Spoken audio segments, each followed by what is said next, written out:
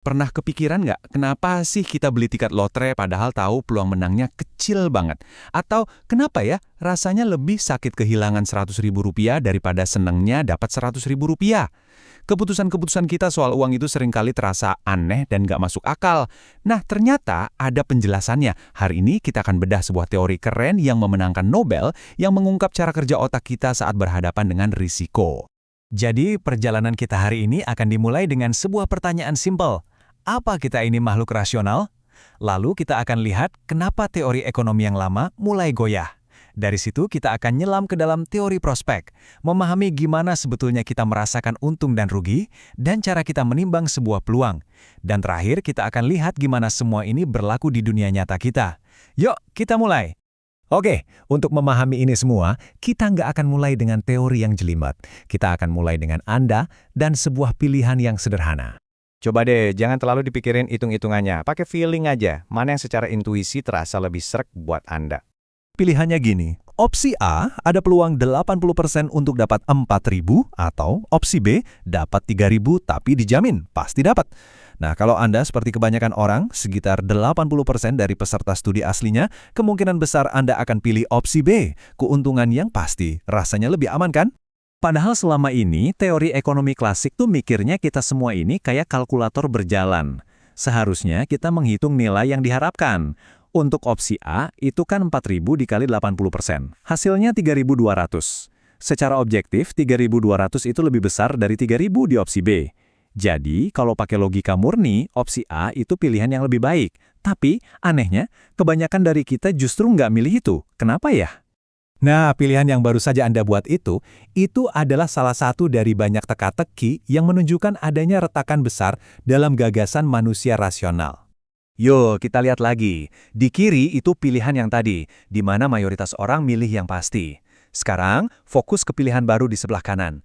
Peluang 20% dapat 4.000, lawan peluang 25% dapat 3.000. Kira-kira sekarang Anda pilih yang mana? Nah, disinilah keanehannya muncul. Kebanyakan orang sekarang malah pindah haluan. Mereka milih opsi yang lebih berisiko. Padahal, kalau Anda perhatikan baik-baik, soal kedua ini secara matematis cuma soal pertama yang semua peluangnya dibagi 4. Kalau Anda konsisten dan rasional, pilihan Anda seharusnya nggak berubah dong. Ini adalah sebuah anomali besar yang nggak bisa dijelaskan oleh teori ekonomi yang lama. Fenomena ini disebut efek kepastian. Bagi otak kita, lompatan dari kemungkinan besar menjadi kepastian 100% itu punya daya tarik psikologis yang luar biasa. Jauh lebih berharga daripada perubahan probabilitas yang sama di tengah-tengah. Buat kita, pindah dari 99% ke 100% itu rasanya kayak menyeberangi jurang. Sementara pindah dari 40% ke 41% ya rasanya biasa aja. Teka-tekinya jadi makin dalam. Begitu situasinya kita balik dari untung jadi rugi. Saat dihadapkan pada kerugian, perilaku kita jungkir balik 180 derajat. Kita jadi lebih suka ambil resiko rugi yang lebih besar, peluang 80% rugi 4.000, daripada harus menerima kerugian yang lebih kecil tapi pasti. Tiba-tiba, kita jadi pemberani. Kita jadi pencari resiko. Ini yang disebut efek refleksi. Dan ini membongkar satu lagi bias kita, namanya efek isolasi. Para peneliti mencoba menyajikan masalah ini dengan cara yang berbeda. Kira-kira begini. Ada 25% peluang untuk lanjut ke babak berikutnya. Kalau berhasil, Anda bisa milih antara untung pasti 3.000 atau peluang 80% dapat 4.000. Secara matematik, hasil akhirnya sama persis dengan soal kedua tadi. Tapi karena pilihan di babak kedua disajikan sebagai keuntungan pasti, otak kita jadi fokus ke situ dan mengabaikan tahap pertama. Kita pun kembali memilih yang aman. Ini bukti kuat bahwa cara sebuah masalah disajikan atau framingnya seringkali lebih penting daripada angka-angkanya sendiri. Oke, jadi jelas teori lama udah nggak cukup. Terus apa penggantinya? Disinilah dua psikolog jenius, Daniel Kahneman dan Amos Tversky masuk dengan ide revolusioner mereka, teori prospek. Teori ini bilang, proses kita mengambil keputusan itu ada dua fase. Pertama, fase penyuntingan. Di sini, kita secara nggak sadar menyederhanakan masalah. Kita nggak mikirin total kekayaan kita cuma ngasih label, ini untung atau rugi. Simple. Terus fase kedua, evaluasi. Disinilah kita menilai pilihan-pilihan yang sudah kita sederhanakan tadi. Dan di fase inilah semua bias psikologis kita mulai beraksi. Yuk, sekarang kita bedah bagian evaluasi ini. Kita mulai dari yang pertama. Gimana sebetulnya kita merasakan nilai dari sebuah keuntungan dan kerugian? Ini dia konsep kuncinya. Kita itu nggak berpikir secara absolut, kita berpikir dalam konteks perubahan dari titik acuan kita.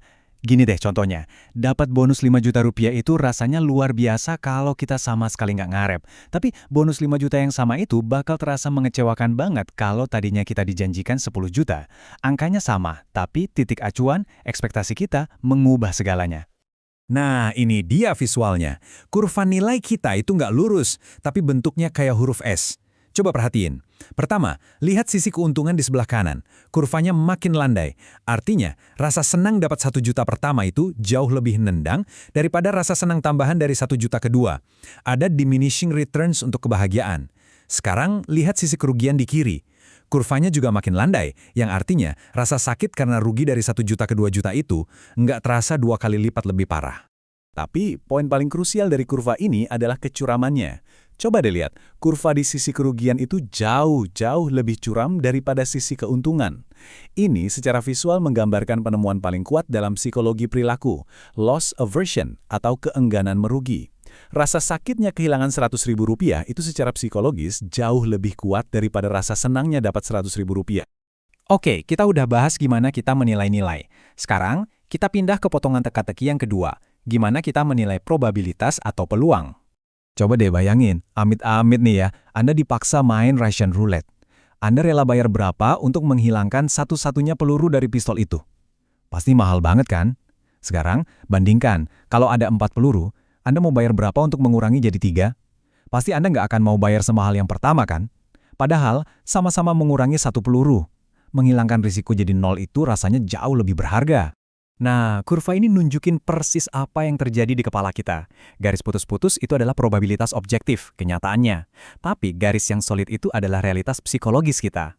Lihat deh gimana kurvanya melesat naik di awal. Kita itu secara dramatis melebih-lebihkan peluang kecil. Ini nih yang bikin tiket lotre laku keras. Terus kurvanya jadi lebih landai di tengah, dan lihat di ujung kanan, kurvanya melongkat lagi pas mendekati kepastian. Lompatan inilah yang menjelaskan efek kepastian yang kita bahas di awal tadi. Oke, ini semua kan teori yang menarik. Tapi terus apa artinya buat kehidupan kita sehari-hari? Wah, ternyata dampaknya besar banget. Teori prospek ini menjelaskan banyak sekali perilaku aneh di sekitar kita. Lotre itu laku ya karena kita melebih-lebihkan peluang kecil untuk menang. Industri asuransi bisa tumbuh subur karena kita melebih-lebihkan peluang kena bencana dan kita benci banget sama yang namanya rugi. Di dunia investasi, banyak banget investor yang kejebak, jual pemenang terlalu cepat, tahan pecundang terlalu lama. Kenapa? Karena saat untung, kita jadi takut risiko, tapi saat rugi, kita malah jadi pencari risiko, berharap harganya bisa balik lagi. Jadi inilah inti dari semua ini. Poin krusialnya adalah kesadaran. Sadar bahwa pilihan yang sama persis bisa menghasilkan keputusan yang beda banget hanya karena cara penyajiannya, apakah dibingkai sebagai keuntungan yang dilepas atau kerugian yang diterima. Memahami ini memberi kita kekuatan untuk melihat melampaui bingkai itu dan membuat keputusan yang lebih cerdas. Jadi, lain kali Anda dihadapkan pada pilihan yang beresiko, baik itu soal karir, keuangan atau hidup pribadi, coba deh berhenti sejenak. Tanyakan pada diri sendiri, apa nih titik acuan saya? Apa saya melihat ini sebagai potensi untung atau potensi rugi? Mengetahui cara kerja mesin di kepala kita adalah langkah pertama untuk menjadi pengemudi yang lebih baik.